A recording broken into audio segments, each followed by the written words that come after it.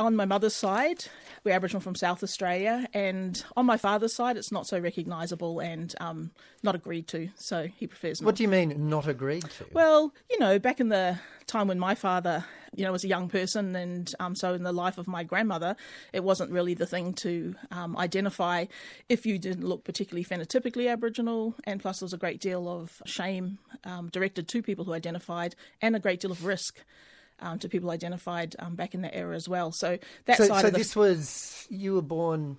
I was born in the 60s. Yeah. Yeah, so we're talking earlier than that.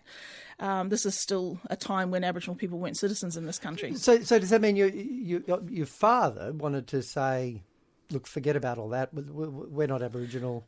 My father doesn't identify as Aboriginal, and that side of the family had a great deal of difficulty accepting it, particularly the non-Indigenous people on that side. So that would have made things confusing for you? It absolutely did. We grew up with this understanding that we were not white, but we were not Aboriginal either. So we grew up in this kind of place where we were considered touched by the tar brush. So it was a difficult time for me and my siblings to grow up in. How did you come to resolve that? Was it after, you grew up and left home, or? Yes, certainly was after I left home. And really education helps you understand these things and how they work. After I had an opportunity to go to university, I learnt, the history of Aboriginal Australia in this country, and I learnt about policies and government practices, things that I didn't know as a child, obviously.